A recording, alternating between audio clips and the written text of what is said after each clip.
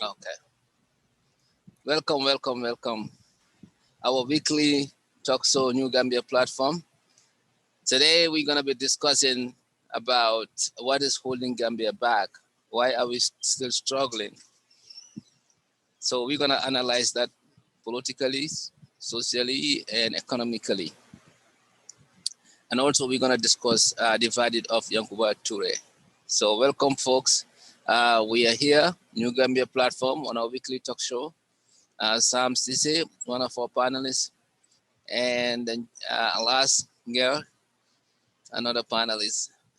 So we are here today to discuss this. So Sam, you take the center stage and lead us through this. Thank you. Thank you, Mr. Sawaneh, and thank you, Alice. Sam, you're welcome. Definitely good to see you both again on our normal Sunday talk show. So definitely I'm glad to be part of this as well. So, this topic is very, very important. What's holding us behind, or back is very important to think about. There are certain things that, especially poor countries, um, that impacts them economically. So I'm not an economist or so, but I know there are certain basic fundamentals that we have to look at. And for poor countries like Gambia, one of the things that impacts us is we don't have anything to offer to the global market. That's very important. That's one step. If you don't have anything to offer to the global market that brings or generates that revenue for your country, uh, then that's one disadvantage. It's not the only thing. It's one disadvantage. For example, oil, minerals, some kind of resources, some stuff that we can. In fact, right now, as we know, we do have something. We're not utilizing it correctly. If you look at that, there is sand mining in our country. The Chinese are taking our resources, and you have other companies, the Senegalese. You have people doing something in our country that we should have taken care of ourselves and do them. Uh, you know, Look at where the Chinese are taking the fish. Look at where the sand mine is going. That money should be money for our country. Should not be going into anybody's pocket. So, and that would be one avenue of creating a revenue for our country if we utilize it correctly, if we do it correctly, and not allow somebody to do it on our behalf and we share it with them. We should be doing that ourselves and bringing all that money. So think about what the Chinese are getting out of our country, taken to China. How much money is that? You're talking billions. Sand mining also, at least you're talking millions every year. So if we had done something like that, and for the country, that state would have been getting a lot of money from day one up to now. We could have used that money to do a lot of things in our country. So we're missing that opportunity. Okay, so that's one. Then I go down to the other stuff. I'm going to mention four things. Four things. They are not the only things. I'm just saying four things that really also impacts an economy from any country. One is corruption in the institutions. Corruption in all the institutions in the country, we know is rampant there. We know is out of control. This is something that's going to impact our economy. We're not getting what we're supposed to be getting because of corruption. We don't have any control. I mean, corruption is everywhere, and the only way to fight corruption is to start from the top. It has to start from the top, and you go down to the bottom. And we are yet to see that. That's why it's important. The way Gambia is and the way we are going is very important now that we've all woken up. It looks like we were all sleeping before. Now we woke up after 2016 elections. And we all saying to ourselves, and we should all Gambians should say to ourselves, we are not going to allow any president to come to our country and rule us forever. That's not going to happen. We need to make sure we stick with the 2-term limit for every president, but also, excuse me, also fight that to make sure that every president that come to our country moving forward, their very first term, the 5 years, according to the Constitution, They serve that 5 years. That 5 years is our observation, is the 5 years that's on trial. If they do what they're supposed to do, in Gambia as a country, we see there is progress, a lot of progress, not progress in one area or progress in an area that's not a priority for us. We need progress economically in our country. When we see that, we need to vote for that person to continue and do their second time and then be out of there. We cannot allow anybody to go further than that. All right, but if we see anybody, any president that we put in place that comes in after 5 years, the whole country sees that, and we see that this is not where we need to be. This person has not done enough. Let's not give them a chance. Don't give them a second chance to go for another term, because it's just a waste of time for us, because our country is far behind. So corruption in the institution is one thing that any poor country really need to avoid. And unfortunately, Gambia, we are way behind times on that. All right, a second thing is educated labor force. It's very important that you employ people that are knowledgeable of what they're going to do so they can move you in the right direction. If you don't do that, what happens is you have people filling positions that they cannot handle. You have people filling positions that they cannot make any progress.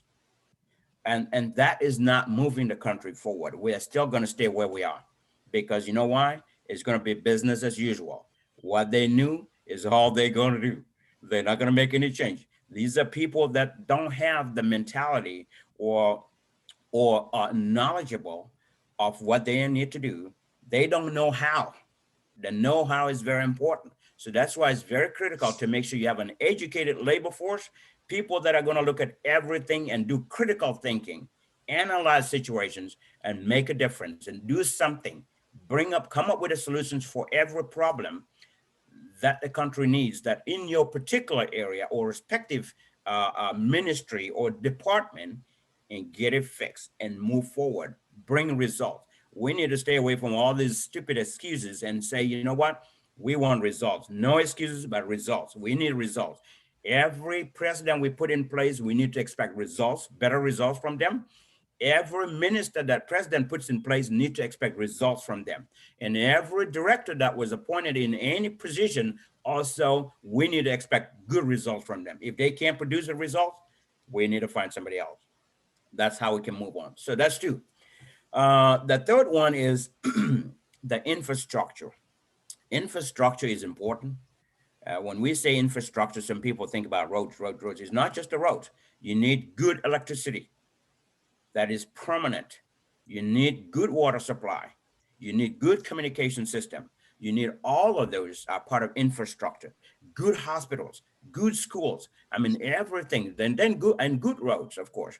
All of those are part of good things that really will help poor countries if they can do and provide all of those, because no investor is going to go to a country and try to invest there when they can't even have good high-speed internet, when they cannot even have good electricity to operate their business, when they cannot even have a good water supply for them to even be able to stay sanitary. All of these are very important, and a lot of businesses is going to need all of those. So that's another one. That's third. The fourth one I will stop at is something like I said, these are not the only things. I just picked four things that are very crucial to any economy. The fourth thing is, and also they're in random order, not necessarily in the order of this, even though corruption in institution is definitely a must stop. Educated labor force you must have for you to be able to have a good, strong economy. Good infrastructure is definitely a must. You need to have that as well. The fourth thing I'm going to say is security. Security, very important. People's security, people and their assets, people's lives and their assets are very important. If there's not a good security in any country, no investor is going to go invest their money into it and build good infrastructures there, factories and things that they think they're going to generate money, when people are going to burn down their places, or people are going to break into their places and destroy their properties and their assets. And also when the crime rate is high in places, people are raping people, People are killing each other. People are fighting each other and stabbing and stealing and robberies and all kinds of things and armed robbery. That's lack of security. No investor is going to take your investment into a country that has all these problems. So at the end of the day, I'm going to stop here and I'll give Alice a chance and you, Sawaneh, a chance to come in. And then I'll circle back and come back again and talk, kind of expand some other areas, if you would. Thank you. Thank you. Thank you, Sam. Wonderful, wonderful. Thank you very much for the briefing. Yeah, Alass, your turn. Yeah, I mean, Sam said almost everything what I wanted to say. It took me everything. Just look at areas that he actually perhaps leaves. No, I support him, and he actually said the real thing. These are our problems. I mean, our sicknesses, you can say.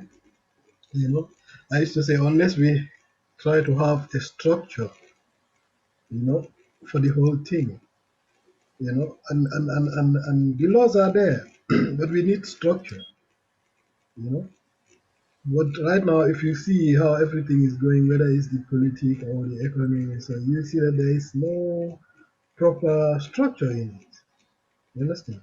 And this is also dragging us back. I mean, when we come to the whole of Africa, we have a problem. We had a problem. The whole thing began from the slavery time, where most of our knowledge people were taken away. So then came the colonization. So Africa didn't settle all these years, and that was the time other countries are producing.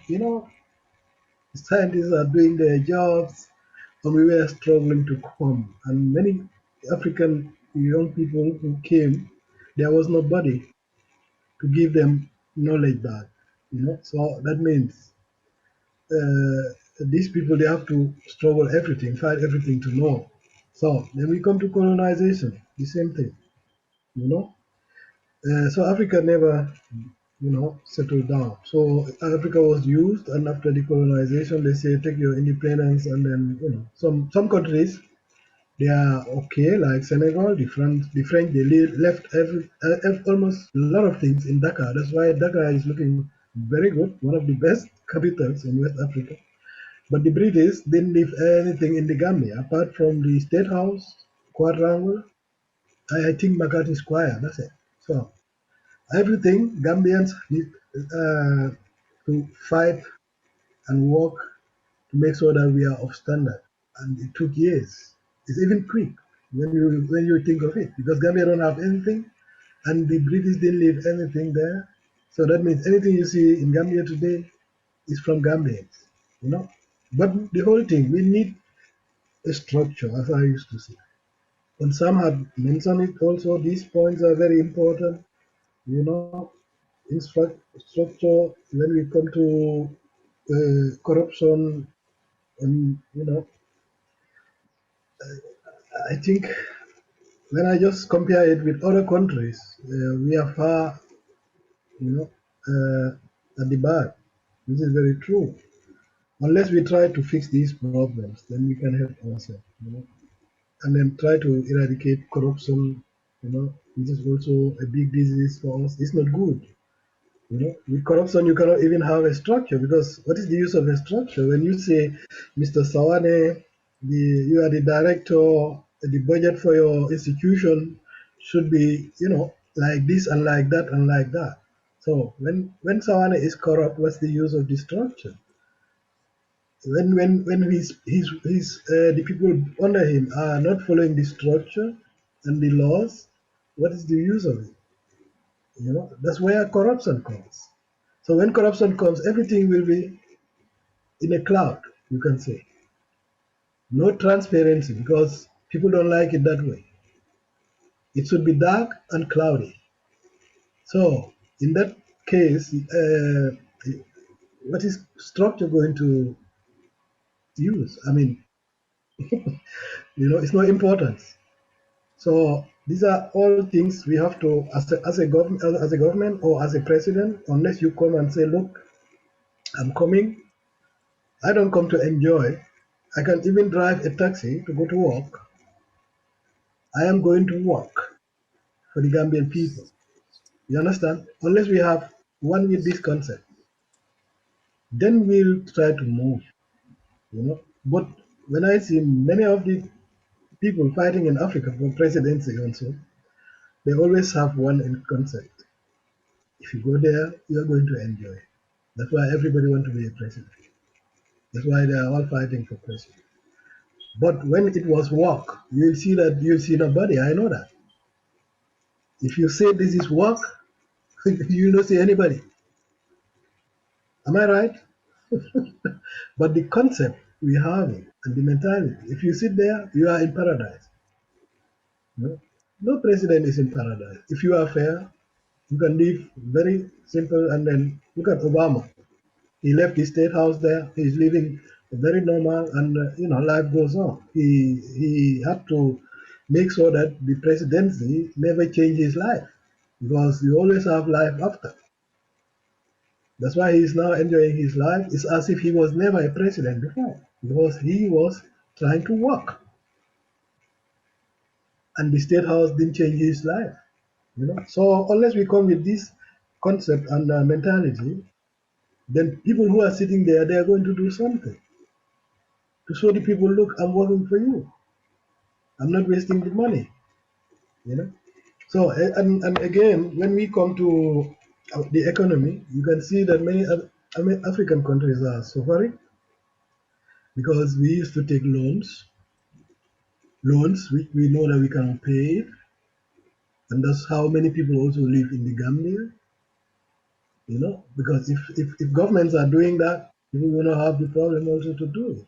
So I take loan, and I know that I cannot pay.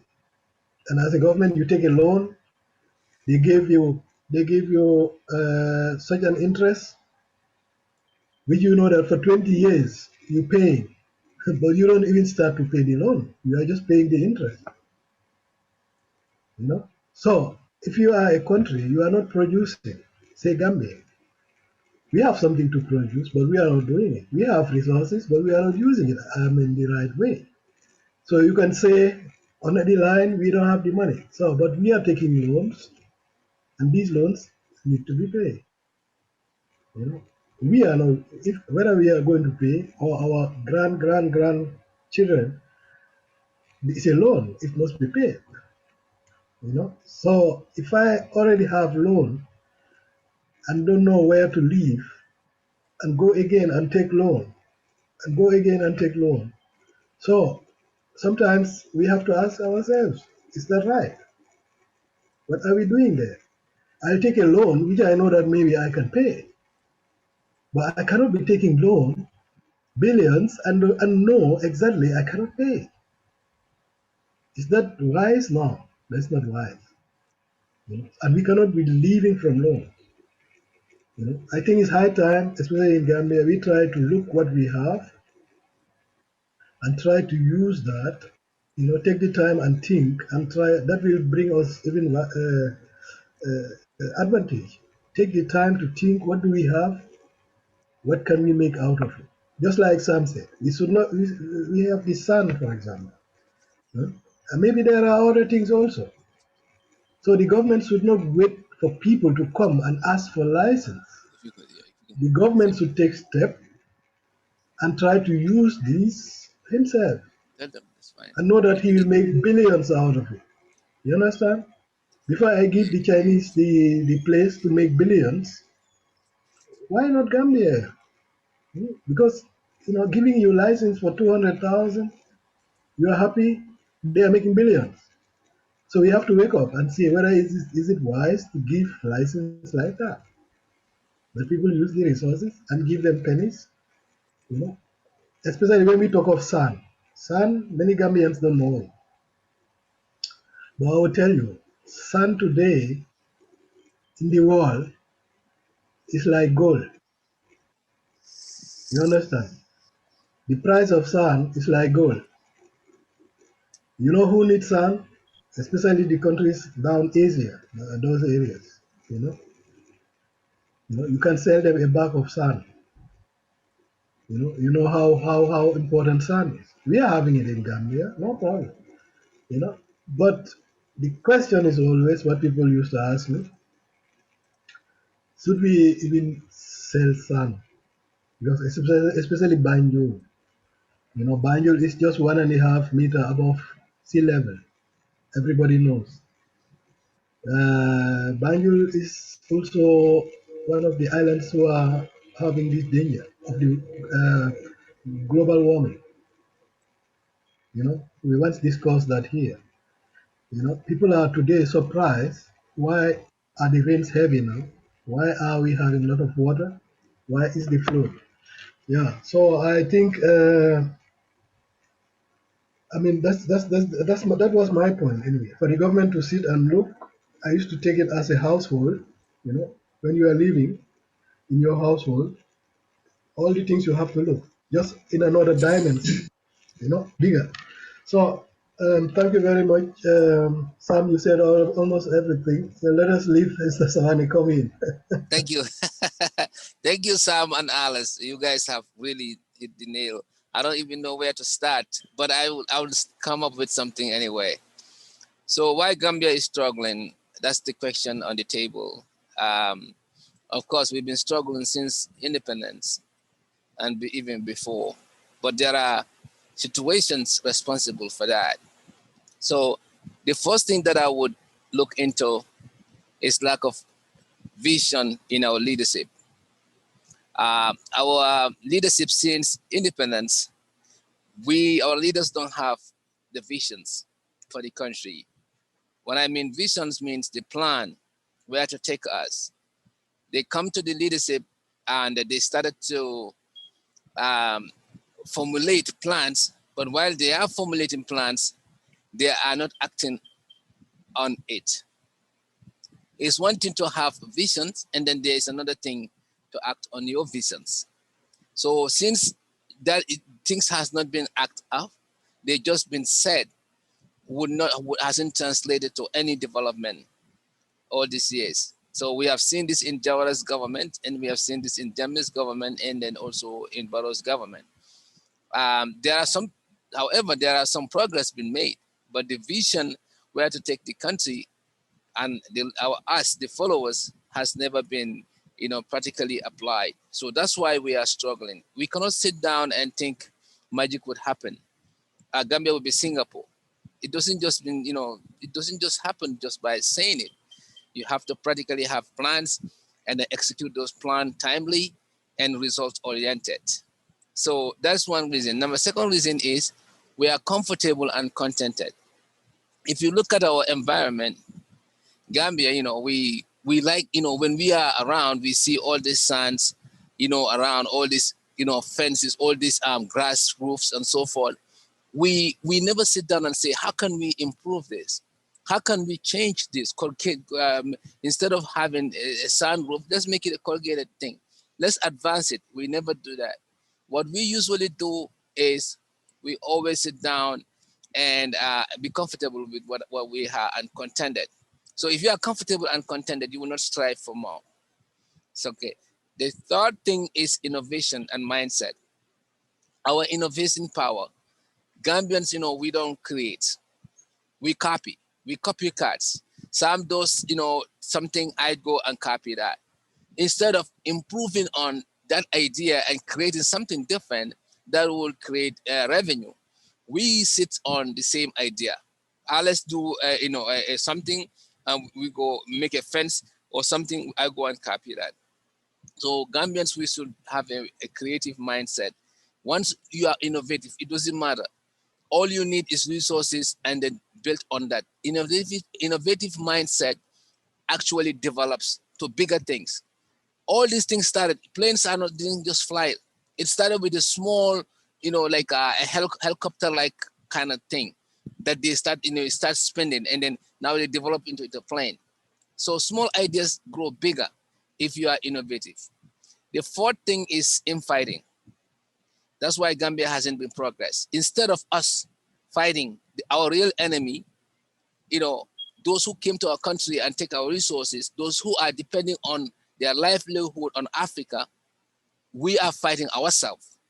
for those people to capitalize.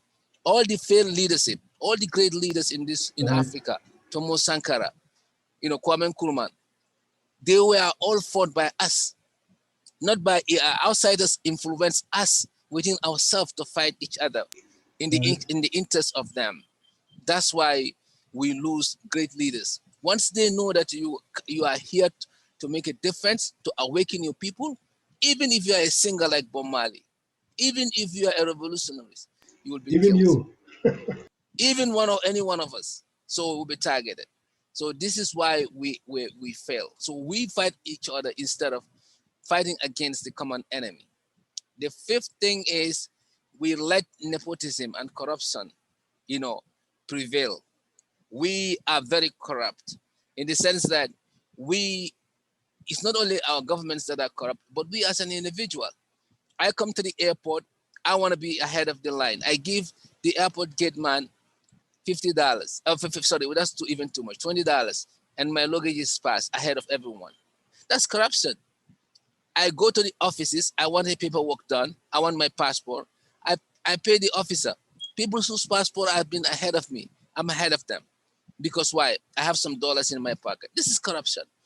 Our government people are in power. They look around, they don't see anyone. They embezzle millions of dollars and build homes in America and other places. That's corruption. So everybody is corrupt from top to bottom. Unless we willing to and ready to clean this corruptive mindset and put Gambia first and know that we are taken from our own self. We are taken from our brothers and sisters. Unless we figure that out and become selfless instead of being selfish, we will continue to have problems. That brings me to number 6, patriotism. It's not just been said in the mouth. You come to the social media, oh, I love Gambia, I'm a patriot. Come on now. Patriotism means putting the interest of the country first before yourself. Countries who have done that, they have succeeded. Look at Rwanda. After the genocide, what had happened? They came together. They forgive and forget. And they say, let's look for our country. That's why Rwanda is a headway in Africa. They are green and they are making even cell phones. They are doing immensely things. They are even having drones now, delivering foods, medical supplies in all the major, village, even people in the villages and in the desert, in the forest. So they are the first country in the world, using drones to distribute, food, medical supplies to the needy people. So we need to, and Rwanda is in Africa, so we actually can do it. If Rwanda can do it after, surviving genocide a few years ago, 15 years ago, or 20 years ago, and come back, why can't Gambia do it? So the final thing is cut on waste. We need to cut on waste. Listen, spending and downsizing government is very important. There is no need to have three advisors like Barrow, 4 or 5 advisors. For what reason? What are they going to advise you of? You combine all of those people, I can advise you more than them. So just hire one person to advise. What are you going to be advised about? You have your ministers. You have your different sectors, agriculture, Minister of Information, Sports and Culture, Minister of all these places. Those are not advisors. Why duplicate government size just because you want a political score point? All this is to make people happy around you so you can stay in power. We need to cut waste. We need to cut on per diems. People are taking per diems just because they want to make money. Come with like unnecessary trips just to make more pocket in their pocket. And then what is this good doing? We are accommodating more waste and waste and waste. At the end of the day, we're going to be in debt. So this is what Gambia's problem is. Thank you. Yeah, thank you very much, Thank Mr. you, Mr. Sawaneh. Sawaneh. You have also hit certain points. They are also very important. I mean, yeah, that's the problem we have, especially corruption. We cannot put corruption with the structure. Okay, Yeah, so sir, Sam will want to come. come in. I think someone want to circle back. We can circle back Yeah, one yeah, more sir. time, and then we can go to the next we'll topic. go around the circle again, and Okay, and from me, welcome. Alice, and go again. So Like I said earlier, thanks, Mr. Sawaneh, and thanks, Alice. I listened to both of you, and both mentioned very important things as well. Yeah, Yeah. so thank you for that. You're welcome. I wanted to, like I said earlier, I'm going to circle back because each of the areas that I touched can all be expanded, and just like what Mr. Sawaneh said, some of those are in the areas that I talked about. If you think about corruption in the institutions, that's the basic, that's the key word there, and that is something that is its own topic. Really, corruption is its own topic, and there's a lot to say about corruption. That's why I didn't go too much into it. Um, but if you think about this, it all starts with the leader.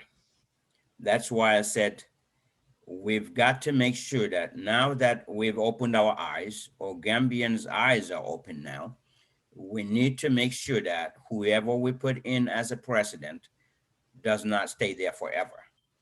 That is not good for our country.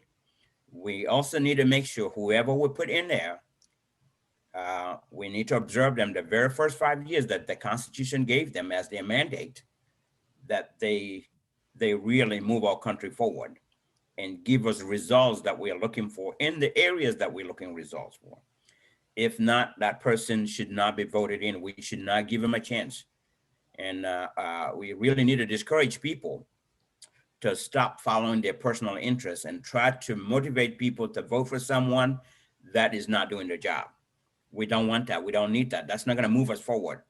We want someone that's going to come in and do the job, and we give them 5 years. The first 5 years is their test. If they do it right and they put us on the right path to success, we can vote for them again. If not, let's give a chance to somebody. And we're going to get that somebody at some point who is going to come in and be able to serve 2 terms of 5 years. So the leadership is crucial, very, very important. If a leader doesn't know what to do, well, guess what? You're not going to go anywhere, because you're going to surround yourself with people that are going to tell you things to do. And some of those people, especially what we have in Gambia, like Sawaneh mentioned, advisors that are not expertise in their areas. They don't know their area of expertise. They don't know the know-how, let alone to advise someone. So that is a no-no. We shouldn't have that. It's just a waste of our resource and people there. So we need to have a leader that has that vision for the country, but we need to have a leader that is respectable, honest, have the integrity that people can respect, someone that can get up and speak, and we all understand and we all know that him in business, he's going to do the right thing. But a leader that also lead by example. If you want to fight corruption, you've got to be the first one to hold yourself accountable. Do not be corrupt. Do not allow any businessman, anybody, no matter who they are, even if they drop out of the sky, they want to corrupt you. You need to be able to say, you know what? I have a lot of integrity. I'm here to run this country. I'm here to take this country forward. I am not going to take any bribe. I am not going to do this because once I start, that's it. It's going to continue. And then and then the people below me are going to do the same thing, because if I want to hold them accountable or I fire them, guess what? They're going to be whistleblowers. They're going to say, well, you did the same thing too. So that's why it's very important for the leader to have that. Then when you go to the educated labor force that I said, part of the reason I said that too is that's where all the creativity, the innovation, and all of that comes from. If you don't have an educated labor force, they are not going to do anything. We're going to be business as usual. We're going to be where we are. Nobody's going to think outside of the box to come with innovations to do something, or to come with creativity and create something that's better for our country. Move us from one state to another, and then one from there to another, and keep developing and keep adding things that makes us even better. You don't have the educated labor force, that's not going to happen. That's why I said that. And that's why I want to come back and kind of reiterate that part and expand that part. Because an educated labor force, when you have that, there's a lot of benefits that come with it. Productivity is one thing. And there will be a productivity. Everywhere you go, things will be moving, things will be going. You go to businesses, you go to a government institution to get something, you can get it in 5 minutes. It doesn't need to take you 3 hours to be in a business, in a place where something that you're there for can be done in 5 minutes or 10 minutes. You see, that's the productivity. We are not moving. You go to immigration to get your passport. We're not moving. You have to wait. You have to make multiple trips. You go to renew your license or time to renew your license. You go to the health department to get your birth certificate, or you go to the hospital to do something. All of these are long lines or a lot of delays. You go to a government institution to get a permit. Well, there's only one person that does this. And guess what? That person is not at work today. So you have to come back. That is, to me, that is very stupid. Very, very stupid. I'll put it that way. I mean, that's why we need the educated labor force. You go to a place, just like anywhere in the world. I mean, we are all overseas now. If you go to a place, there are people that every position has a backup. If I am not at work today, I would have communicated that earlier, and then somebody else will step up and get it done. You see, when I worked at the U.S. Embassy, I'll give an example. When I worked at the U.S. Embassy, I was in charge of all the vehicles and drivers, but I was trained to do other things. I was a backup for our shipping agent. I was the backup for our travel assistant. If the travel assistant, in fact, there was a time the travel assistant was a female, went to a maternity leave and came to America. When she came to America for 3 months, guess who did travel? I did. I purchased the airline tickets. I did reservations, and I did quite a bit in travel. I fulfilled that role. Shipping agent too. When he takes vacation, I did shipping. So you want to have educated labor force and train people properly to do things, so things don't stay there and wait. This is part of the reason why we're behind. So productivity, it comes out of the educated labor force. Goal setting. If you have ministers, every minister will set a goal. Every director will set a goal. And like I said before, goal setting really should be SMART goal setting, SMART. S means specific. Every director, every minister, every leader in their capacity need to be able to have a specific goal for S. M means that goal should be measurable. You need to be able to go back to it and measure it to make sure you are on track to achieve your goal. Right. And A means achievable. Don't set a goal that you cannot achieve.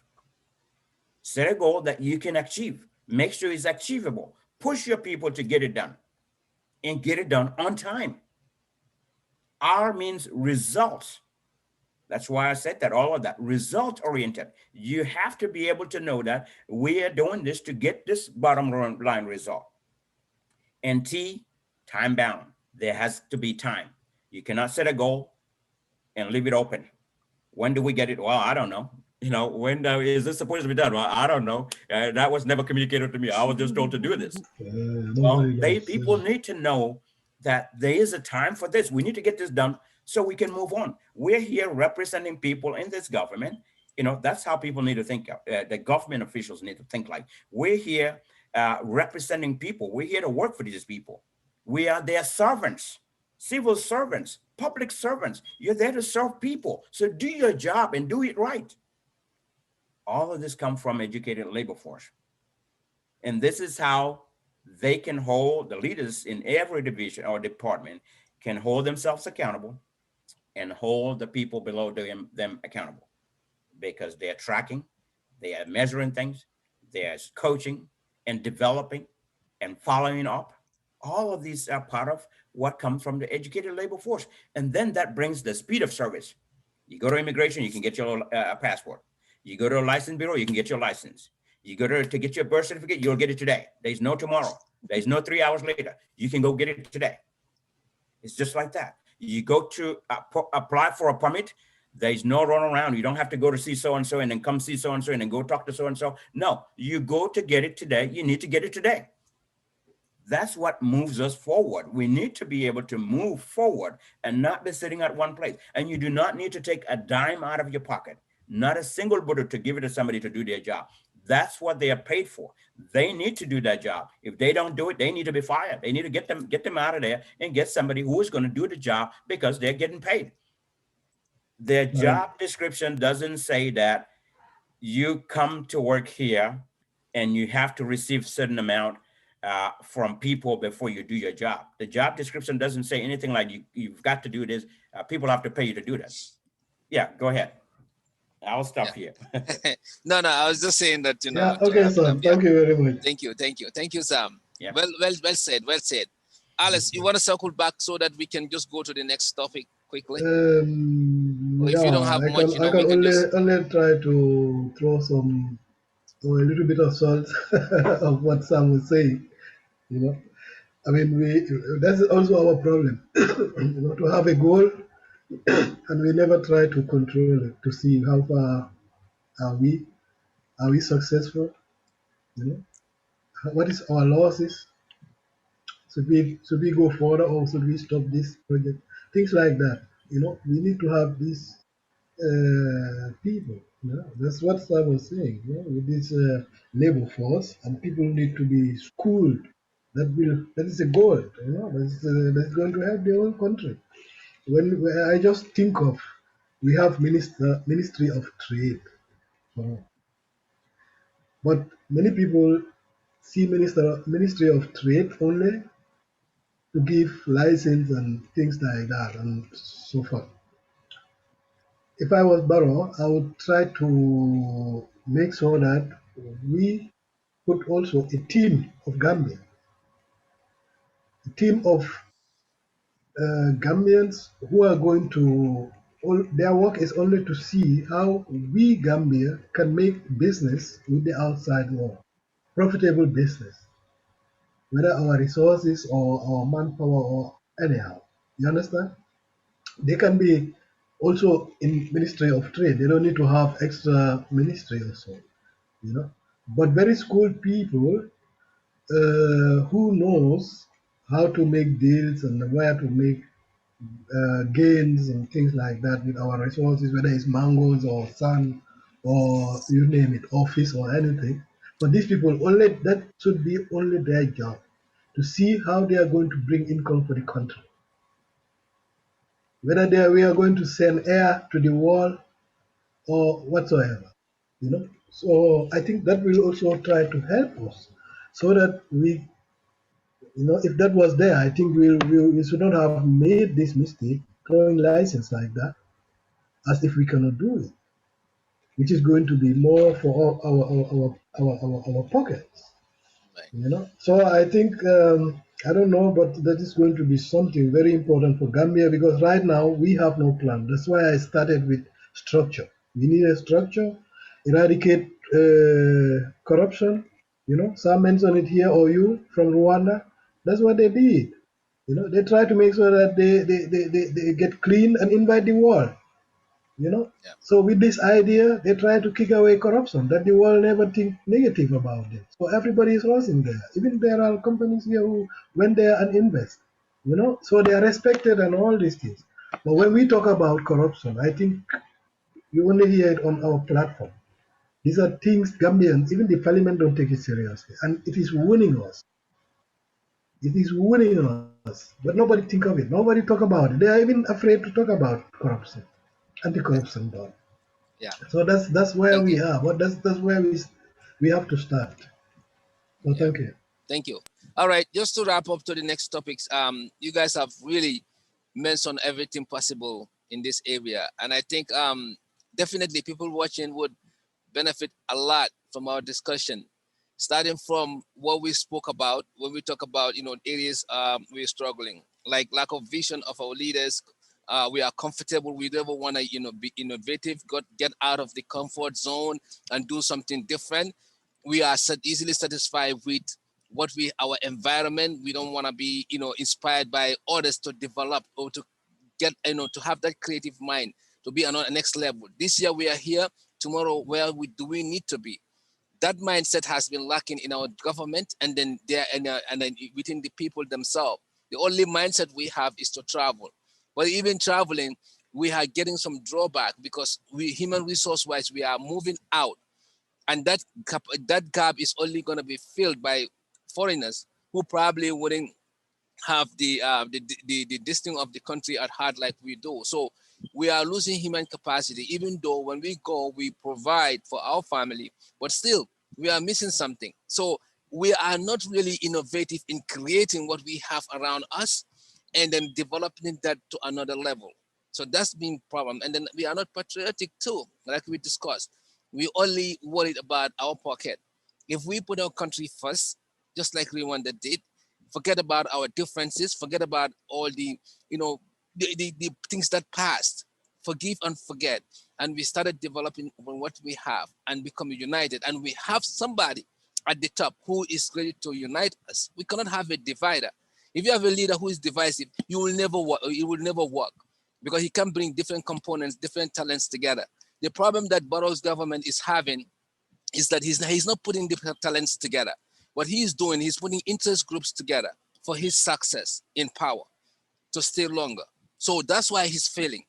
If you put talent people, honest people, people who have the right mindset and the right job experience, and not only that, but who has a desire to move the country forward, all these things will be out. We will be having a different level. So cut on waste and we move forward. You guys have nailed everything. Just to summarize, and then I think those listening, would definitely benefit from our thoughts on this topic. So the next topic we're going to be talking about is Yankuba Touray's verdict. There's a divided, feeling about this verdict, and even myself, I have a divided concern within myself. One side of me is saying, "Gee, he deserved it." The other side is saying, "Gee, let's look into this and make sure justice for one is justice for all." So my other side, who's saying justice for one and justice for all, is that if Yankuba Touré is going to deserve this, Edward and the Peter must also face the same thing. They cannot sit and enjoy. Okay. Secondly, my other side is saying that yeah, Korosis's death was really very, it's a state, a state case. It's even different. Every soul is the same, right, in the face of God. But his death was really a big crime. So it will warrant death penalty, of course. But at this juncture in life, I mean, I think as Gambians, we can look at this differently. That's one side of me saying. But the other side of me is saying Yankuba deserved it because he disrespected the TRRC, and he was given the chance and he uncovered because of the stupid law that said they were, they were been they cannot talk. I mean, they have a degree that come on now. I Immunity. mean, They degree the have immunity immunity. that that's what baffled him, and he walked out. I mean, those are really bad thing, and I know why he's in this situation. So I'm gonna let our panelists to go over this, but definitely I have a dividing in within myself. I have a dividing conflict when it comes to that. So guys, go ahead. Who is coming first? Some I can Alice, come. go ahead. I think Sam is not very ready Either for one, it. either No, one go can ahead. build the I'll card. come after No, no, Alice. no. For me, I can only say one thing. It's very sad for Korosis's family and the Gambian people, for losing such a person. That's where we have to start. And sorry for the parents who have also waited for this long time process. I think they will also may be happy from the results. But one thing I want to just tell to Gambians, because many people don't try to even understand the whole thing. Many people are even thinking that even Barrow sent him to court, to jail, things like that. So we have to differentiate what is politics and what is law. You know, this thing from Toure is more about law, has nothing to do with politics. Whether he is from APRC or from NCP or MPP, has nothing to play. This is what the Gambian people should know. And they should be very careful with emotion. With emotion, sometimes you don't see the light.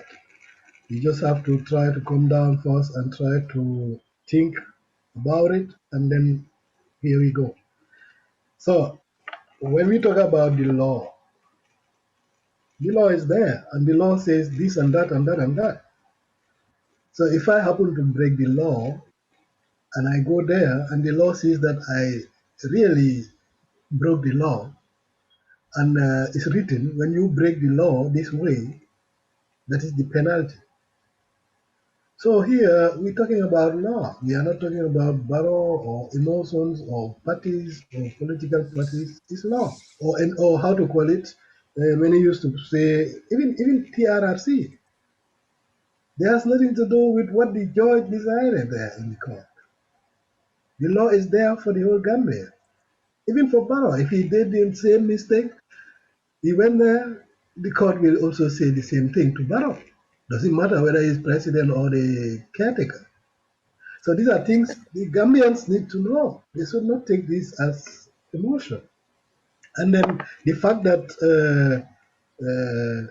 I said it right at the beginning those days when the people were saying, oh, why are people walking free when they know that they already did this and that. So I used to tell the people, we have a law. So when the law comes for these people one day, the law is there for everybody. So it can be today, tomorrow, in 1 year, 2 months, but the law is there.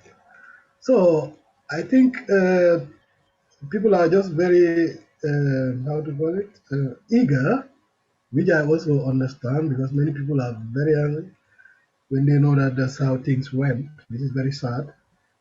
But the law is there, and the law has its own date and time to call people to court. So it doesn't mean that all the people are already away or so, and the law is there only treating Mr. Touray like that. No, there are certain cases by the TRRC. You cannot just say sorry about it and that's gone. So these are things Gambians should also think of.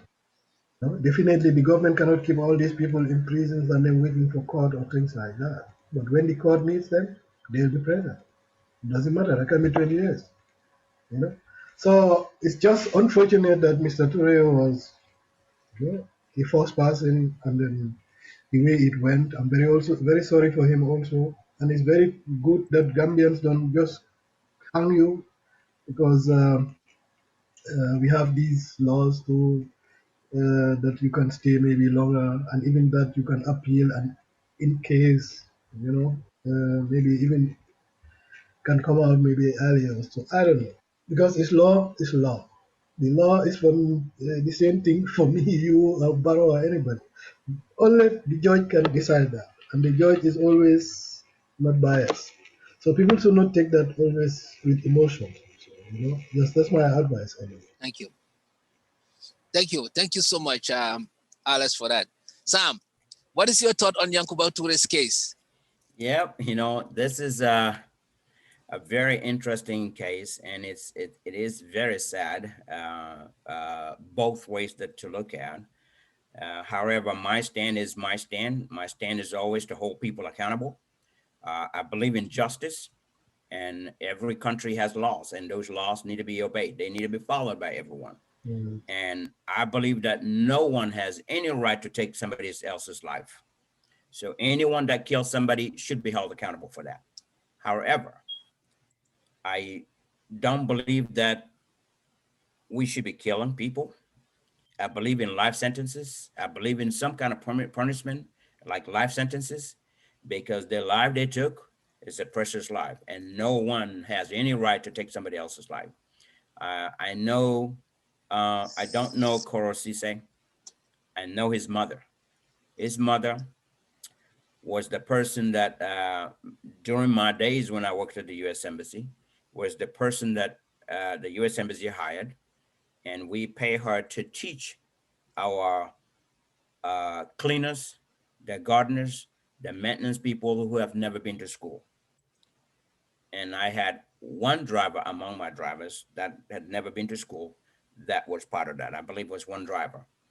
So Cora's mother used to come to U.S. Embassy.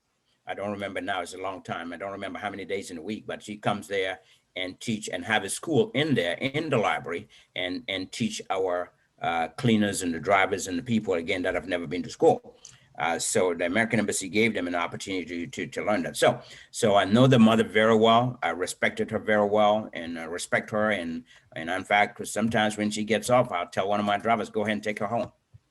I've done that. So when I heard that Koro was killed, it was shocking for me. I thought about the mother, that I know. How was she going to feel that day, and how she felt that day? So it really struck me big time. And I said, those who did this should be held accountable for it. And I still stand behind that. So Yankuba need to be held accountable for what he did. But he is not alone, though. He was not alone. He was not the only one.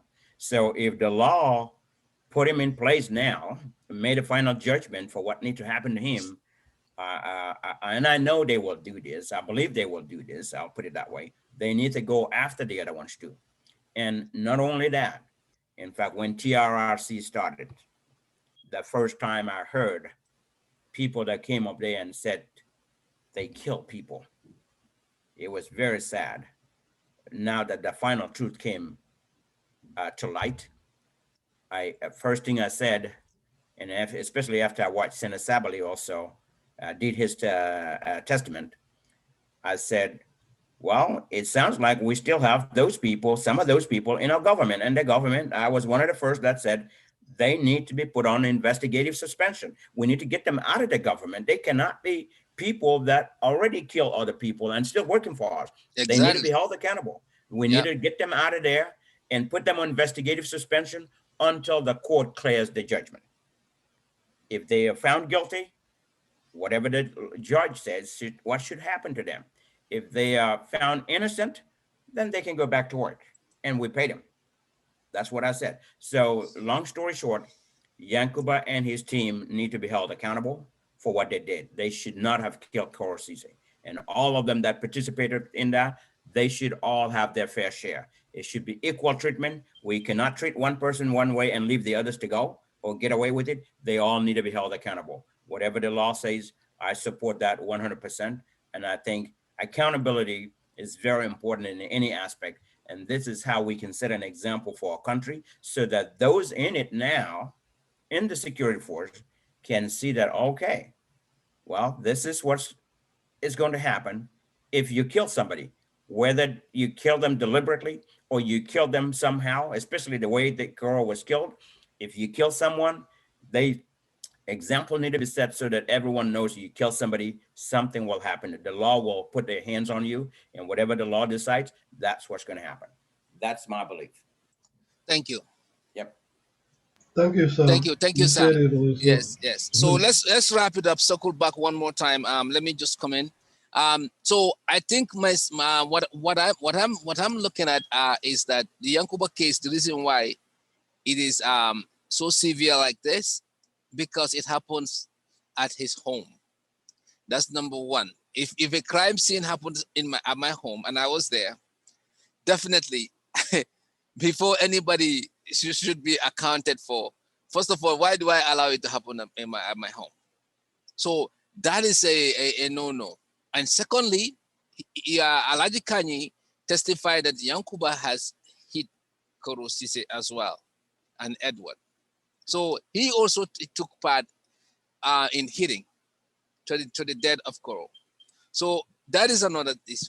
And the third issue is he never come and confessed. In the court of law, I'm not a lawyer, but I'm familiar with laws. If you confess, you make it easier for light sentencing, right? Because the judges will come put that into consideration. Yankuba should have just come to TRRC and just confessed. That way, Edward wouldn't have came and lie in front of the whole world. Because anybody with his right mind, if you are watching TRRC with interrogation of Edward, you would know he was lying about this. I wasn't there. It was not that day. It was not that day. It was another day. So I was even fed up with Esafal. This man is beating all around the bush just to make sure that, I even came to my mind, perhaps this is the reason why he studied law, so he can defend himself like that. So I would say, yes, the punishment that he has is perhaps the right punishment, right? Because of the fact that it was done in his house and he took part and he lied instead of coming to TRRC and just said, just like Sana Sabali took responsibility of November 11. I was the commander on the ground. I took the responsibility. He didn't even mention Jammeh, who probably gave him the order. Make sure that no prisoner is, no you get no prisoner alive, or no, don't catch any prisoners. Everybody should be dead. All the ringleaders. So Sana said he took the responsibility. Yankuba should have came and say, I took this responsibility. I did it based on this and this, or apologize or sympathize with the family. I think that would have been a lighter sentence. So I think the sentencing is not wrong with that, because Yankuba's situation. Now, the only thing that is of concern, how can you get Edward and Peter, who Alaji Kanye said they were a part of it, or to face such judgment or such court case and get them convicted? I think that is the biggest challenge, because if that doesn't happen, we still will think that there's no fairness in this process. So that is my 2 cents. That's what I think. So we should go and pursue them. And if Gambian lawyers cannot handle Edward, let them bring international lawyers, because he was a masterminder of this. He was part of it. Yeah. So, any last word, guys? But I also think that death sentencing, hanging, nah, that is too harsh. I mean, like, I would rather leave him in prison until he, whatever. But hanging somebody, I don't think Gambia has ever done that. No, but Gambia experienced more than that. Yeah, we'll experience more than that. But then, where people are being cut into pieces and burnt to ashes, yes, that is more dangerous than hanging. But then that was when there was no sanity. I know. From the president, according to the law, it's better that way. There is no sanity in the country, because the president is the president then, which was Yahya Jammeh, was insane because of power. He was insane. Now, is he killing anybody? No, because he has no power to kill. He didn't even kill a frog since he went to Equatorial Guinea. He had that power in his hand, and he didn't want anybody to take it, and he was killing. Now he didn't have a chance to kill even a frog or a fly, because he has nothing. So those people who also kill because of because of the instruction passed to them. Either they kill or be killed, or they are deposed from their work, or they have to run away. So all these things are things that are subjective. Nobody can take that as an excuse, but we have to factor that we had a central problem, which was the president, who was insane because of the power. So if we want to compare those killings to killing somebody now in a sane government, a government that should be a decent government, I mean, I think we have to look at it, in a very different way. So I think he should be sentenced. I give you but one I example. don't think he should be killed. That's I give you one example here, Mr. Sawaneh. We have also life sentence here, but what is the life sentence? Then 15 years, Yeah, give him an age that he will not be around. Yeah, so we don't have killing also like in America. Exactly. I agree with you. We don't have that here. It's also a very human law. Human rights, you can say. Yeah, exactly. Yeah. So I think when Gambia is also doing that, it's okay. Especially Gambia, you never know. Gambia, we are all families. If you kill somebody, you kill your own brother. We have to be very careful. So we cannot introduce such laws. It's very hard for our society, I think. Yeah, hanging because and stuff people like are that. related. Definitely. Yeah, I mean the law is there; it should be there, but no matter what, it should be human somehow. Yeah. Thank you, Alass. Yeah, Sam, you have anything before we close? I mean, I think we are an hour. Sam, Yep. Hour. I think we can wrap up and close, but definitely it looks like all three of us are on the same page here. As to the law, we all condemned the killing of Ceesay. At the same time, wanted to make sure that Yankuba faces dance to his music, to what he did. He created that for himself, but and he needs to face the consequences. I have no doubt about that. I want him to face. I always want example set. When somebody does something wrong, set an example so you stop others from doing the same thing. I believe in that totally. He could be sentenced live in prison without any chance of possibility of parole. Never go out. He will be there for the rest of his life with hard labor. Let's put him to jail to go cultivate rice for our country. Something like that. Hard labor, no chance of getting out, because Cora's family is in a different perspective, looking at things differently, and we all need to think about that and keep that in the back of our mind. What if Cora was my brother? How would I think about this? What if he was my brother? The day that he was killed, how did you feel? All of those are things that to really keep in mind. It's a very sensitive issue, but I want justice to prevail at the end of the day. Yeah. No, the law is there for everybody. I said it also.